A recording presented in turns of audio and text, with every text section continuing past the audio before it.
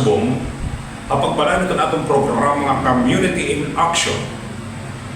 Ato naman na bibisitahon itong bungtuhan na Llorente Eastern Samar na kundiin makakampang naton itong aktibong municipal police station acting chief of police Police Captain Bermudo Gulo. Ini usain ito na itong mga kinikilalang chief of police itong probinsya Silangan Samar kaya naging chief of police ini itong bungtong kanavid atong mga panahon. Kanina ini atong pamamakanan itong mga panhitabo din itong bungto o sugad man itong sitwasyon politika o kung may bawa din mga tourist destination na pinakod yun nga panahon nga mapasok-pasok na itong panahon para itong mga magbabakasyon nga itong bungtuhan Llorente. At kita magpadaan atong programa nga Community in Action na kasubungan istihanan. Ayaw niya nga pag follow nga share itong atong official Facebook nga YouTube channel kasubungan istihanan. O sugad man para naman itong atong 24 oras nga musikahan, entertainment, balitaan nga public service announcement. I-google search lang itong https://969fmcanavid.com. Aman atong official digital online radio live and direct pikang itong bungtang Kanavid probinsya Silangan Samar. Ili ko yung mas gusto ayaw niyo pagbayay ha, masunod ito na aton na taramdan ng Community in Action kahampang nato niya na Police Captain Bermudo Gulo itong Municipal Police Station and Llorente Acting Chief of Police. Mo pa yung adlaw, sir? Mo pa yung adlaw yung Sir Bong papasalamat niya po kunin mo programa para mapapati yapon natin aton mga mulupyo aton mga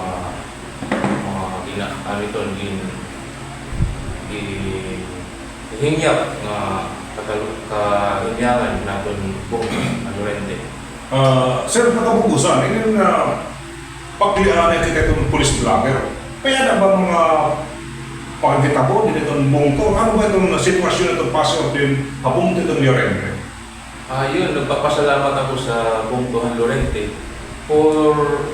Since January to till now is generally peaceful po yung Llorente. Papasalamat po ako na talagang tahimik po yung Llorente.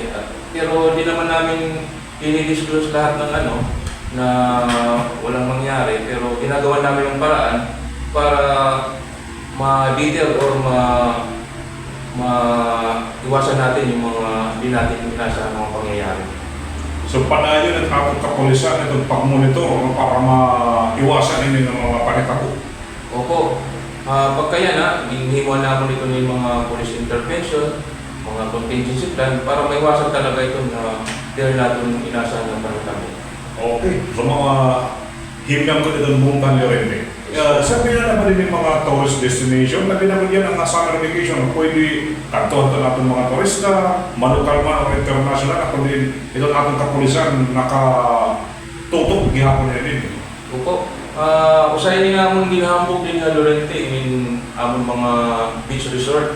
Okay. Mag-upay nga beach resort din nga Llorente. Although part gihapon ng tourism, nagpapatukuang gihapon kami nga bumisita din nga Llorente ang mga turista, local man or foreigner. Makita niyo bungtuhan Llorente ang kaupay nila ang mga tourist spot. So ito atong kapulisan nakabantay ito na seguridad. Yun, may mga designated kami na lugar na binigloyan ng pulis, tapos yung mga just like sa beach resort, sa simbahan ng mga pilgrimage natin na mga maboto. Meron po tayong mga nakadeploy saka may mga mobile na bumobile para seguridad ng mga constitution natin. Okay. So, mga kasubong, din na nahi-explicar ni Sir Bolo itong kahimtang itong pasyor din ang bungtuhan Llorente. Generally peaceful nga nakakasiguro kita mga bisita nga mapakan itong bungtan Llorente nga harayo in kataragman itong mga tao nga mapakan dara kay itong atong mga kapulisan in 24 oras nga nakabantay aton ang sigurado inin itong atong seguridad in mapapangalagaan itong atong kapulisan. Okay, so pagpanadan natin mga pakiana nga pakikimangaran ito natin na chief of police. Inin matado naman kita itong yan ang mga preparasyon parabot nga pinilian. Sir, inin kumusta itong political situation itong bungtuhan Llorente? Yun, regarding sa political situation, papasalamat din ako is talaga yung mga candidate natin is talagang sumusunod sila sa batas and talaga generally peaceful and talagang walang silang ginagawang kalokohan or anything just to ensure lang na safety din lahat. Mga sir, sir, inimpira na tanan itong mga kandidato, itong na mayor, vice mayor, sugat man itong mga konsiyan, kung may ada pa man na mga adi-aigbaw mga kandidato. May nakita din niya, duha nga kandidato ka mayor, duha ka vice mayor, maging 22 nga mga konsiyalis. Hindi nga Llorente. So, kapukusan sir, kinin warin ba nato na obserbaran ng mga tao, mga diret nato na pinaninilalang, diret mga taga ni Llorente, na nag-upod-upod din ng mga politiko na nagsisyabi na close aid or mga irikam. Waray man kami na ikita or na monitor ng mga sinisiri natin na mga crime groups or mga thugs, private armed groups ng mga politiko. Pero sa rin pa, monitor gyapon namin 24/7 dito para maiwasan na natin yung mga kanila. May ada ba natin mga preparasyon? Ini kundi na maharap itong mga politiko na Opo. pwede ini maging isang pasiyan. Every naman din is binibisit ako naman ng mga politiko kung may mga threat kaya ay para maiwasan gyapon natin ng mga natabungan din na okay. So, amoy doon, every naman din, bibisita namin, tapos nagkakandak gyapon kami ng mga dissemination para maiwasan din talaga ito na hindi natin sinisiri natin na mga krimen na hindi rin natin pinaasahan. So yun kabukusan, well-informed ko natin mga politiko. Yes po. Maliban nito sir, may pa natin mga preparasyon, labi na kung yan ang nakita itong puntuhan na campaign rally ng mga kandidato. O paano na nakikipag-coordinate kayo, labi na kung mga barangay na nagkakabayan nila campaign rally nila? Opo. Kada nagpapasa ramon permit to campaign, tapos permit to rally, every naman din, tapos nagkakandak kami deployment for security coverage na talaga maging mahibiyangan nila hindi mo mga campaign. So yun nga itong kapulisan, perimeter online? Perimeter na po. Okay, bawal mo talaga pinaki may ba nila mga darang pusil o naka-uniform ba yara o naka-plain clothes? Hindi, naka-uniform po. Naka-uniform? Naka-uniform po. Para makilala mo rin natin kapulisan ng Llorente na nagbabantay ko talaga ang seguridad ng mga kandidato. Anyway, ato dito, ma-maintain naman ito kami nga. Yes po. So matanong ba yung kandidato? Kami na rin campaign, may nila detail? Yes po. May naglalagay po kami ng mga detail na mag-security doon at saka mag-provide ng mga police visibility kung meron mang sakaling mangyari. Sir, aton na banging manla itong mga residente, may makita na kakaiba itong mga politiong kandidato. Ano doon nila pwede buhaton na example, may meron na obserbahan na nagdadara-darahin na pwede pa nakakagayara, pusil, or di pa. Paano natin ma-assure kung ano pwede buhaton ito natin mga residente? Yun, pwede ka mo tumawag hapon hotline, Llorente MPS, 24/7 po, may mabaton po ito. Amo po yung namon hotline, 0997-97-43965. Uturong ko po, 0997-97-43965. Ang among po messenger account is Lorente Police po. 24/7 po ito, may mabado na po ang police. So paranglit na usa nga residente tingnan sa barangay nag-text or tonawag estasyon, ano pwede mo hato niya? Na sisiguro ba ito seguridad nga hiyan ng timbre at kapulisan? Opo, ginhimo man namin yung paagi nga kung talaga diriya naruyag na ma-divulge niya identity, ginhimo namin itong paagi para mahimo ang gapon niyang security niya kinabuhi. Okay, so mga kasubong na klarado ka o kaya ano, nga may seguridad itong atong mga residente nga mag-aatag informasyon nga itong atong kapulisan para ma-preempt mapugnan natin ini nga mapanitabo madiring kaangayan labi na po iyan ang napinilihay. So, kapag pa rin atong programa nga community in action kasubong han-istihano ini bato kita sir itong bangin na nawat. Wala pa man itatabo. Pinilabayan kita, nato itong tinatawag nga may vote buying itong lugar.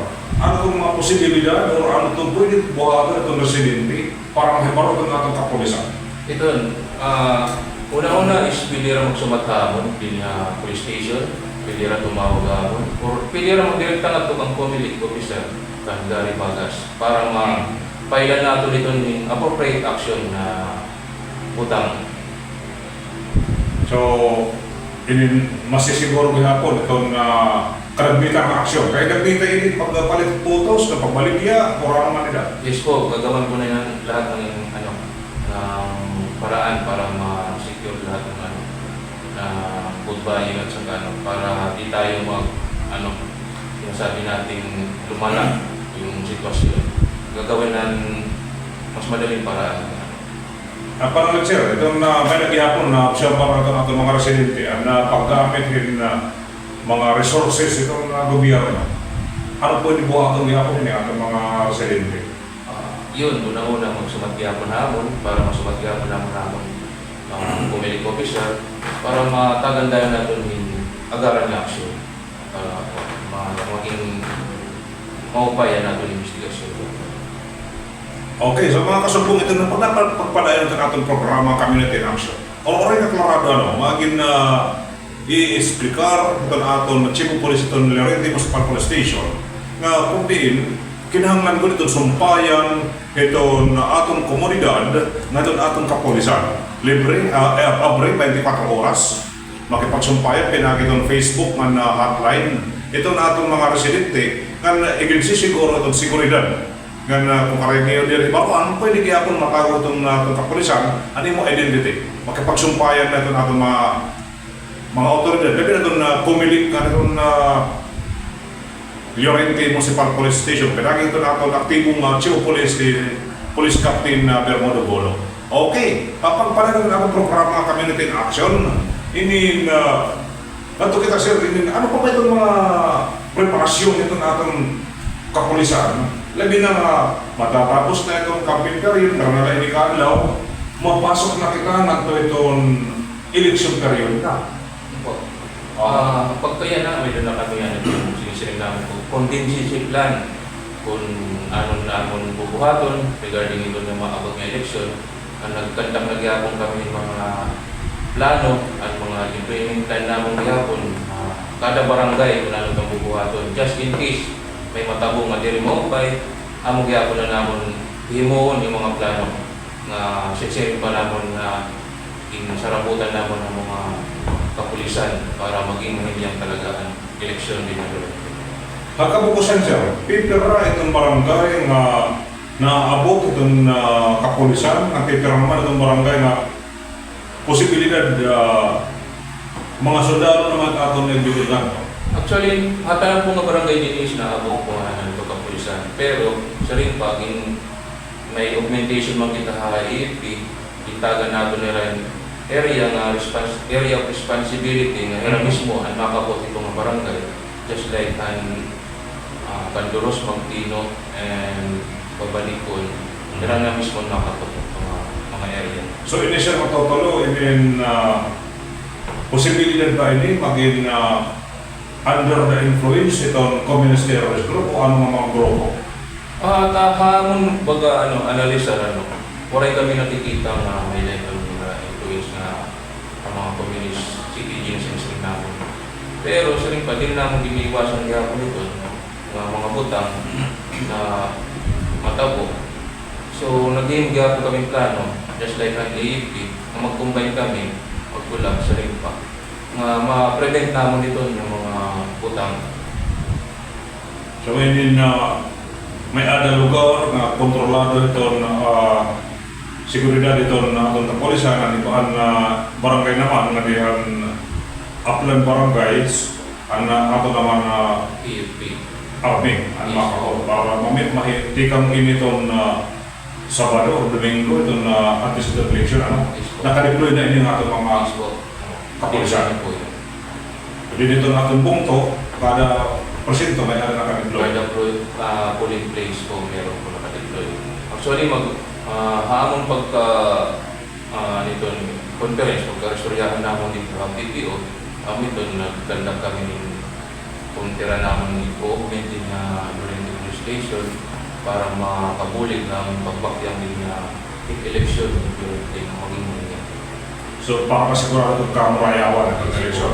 Anyway, nakaprepara na itong atong kapulisan kung may adat kita tinatawag ng mga inaasahan ng mga palitako itong eleksyon. Yes po.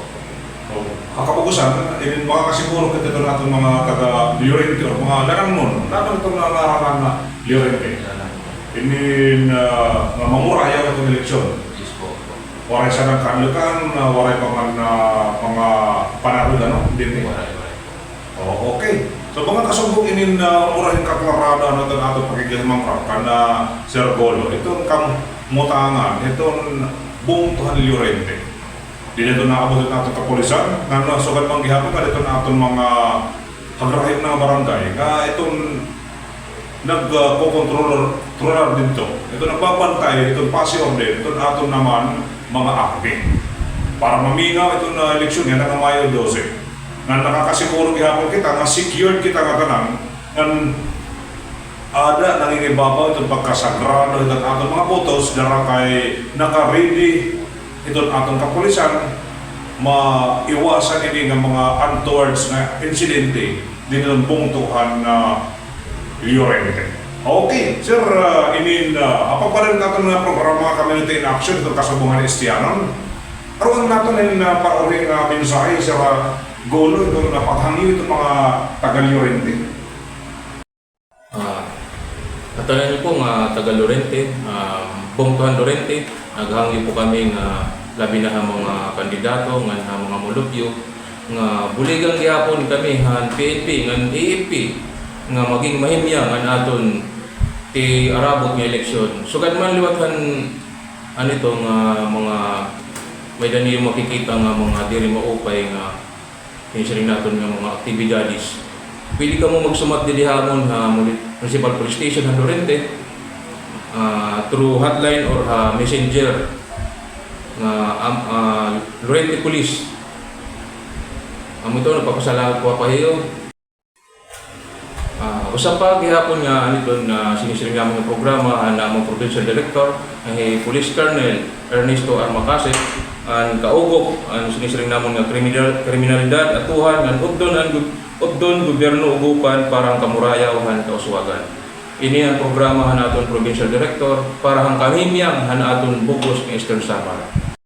Okay, so apat na natin pakipaghimang raw ito na natin aktibong Chief of Police itong Bongtuhan Llorente Eastern Samar. Police Captain Bermond Golo. Ini para ito natin programa ng Community in Action.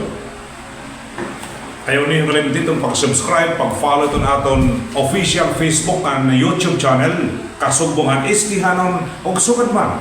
Ito natin official na digital online radio.